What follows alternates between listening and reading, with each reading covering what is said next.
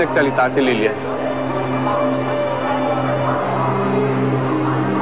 Well, I thought she could carry a simple speech. Kasi isa yun sa mga gawain niya bilang asawa. Alam naman natin parehas na hindi niya kayang gampanan yun. Then we have a problem. Obviously, she's not like us. Kaya nga huwag na natin siyang pahirapan mag-adjust. Hindi lang siya ang mahihirapan, Ferdinand. Pati tayo nahihirapan. I don't know how you can stand her. Look, Amara, kahit na ano bang pagkakaiba namin dalawa, meron na nag-uugnay sa amin.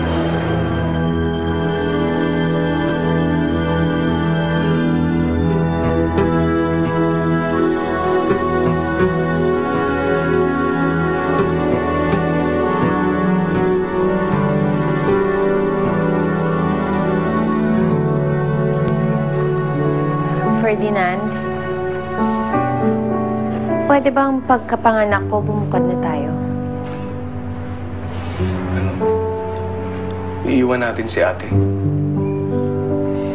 Kasi parang wala naman akong ginagawang tama dito sa bahay na to eh. Bawat kilos ko, bawat galaw ko mali, nahihirapan na ako. Siguro naman tama din si Lilian. Amara, narinig mo ba ako? Ba't tayo mo magsalita? Ano pa ba sasabihin ko? Nakapag-desisyon ka na. Amara, hindi Ano naman pa bang halaga ng opinion ko sa'yo? Nang namatay ang mga magulang natin.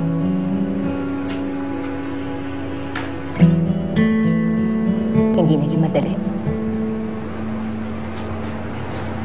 Alam mo yan.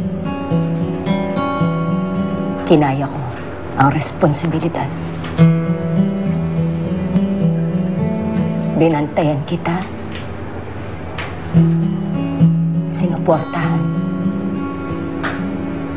At kahit minsan, hindi kita iniwan, Ferdinand. Pero, bakit ngayon? Hahayaan mo ako mag-isa.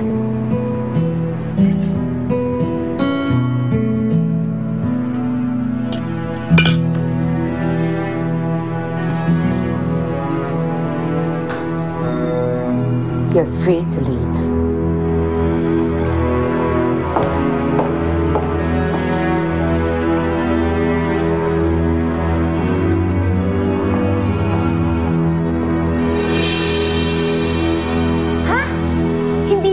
Desisyon yun. Dapat desisyon natin yun. Eh, hindi ko na nga mapagbago yung isip ng ate. Anong magagawa ko? Alam mo, hindi naman tayo pwede kasing umalis ng walang pahintulot eh, dahil siguradong magtatampo ang ate ko. Pwede ba, Lilian, wag na natin siyang biglain. Alam mo, darating din naman yung panahon na makakaalis tayo ng may pahintulot niya. Pwede ba dito na lang muna tayo para mas maging madali para sa atin? Ha? Pakisamahan mo na lang siya. Yun naman ang ginagawa ko eh. Pero parang ako pa rin ang mali. Lilian, konting pagtitiis lang ang hinihingi ko. Malay mo, paglabas nitong baby natin, siya ang magiging susi ng pagkakaayos ninyong dalawa.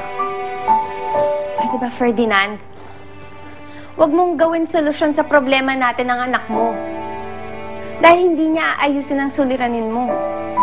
Minsan nga iniisip ko kung kailangan ko pang iluwal tong batang to. Ano sinabi mo, Lilian?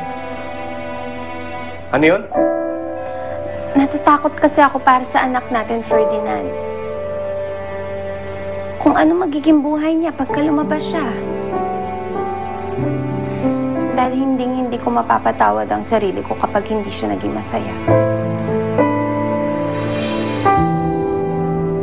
Pasok mo na muna to, tapos pakilagay sa visa after. Salamat.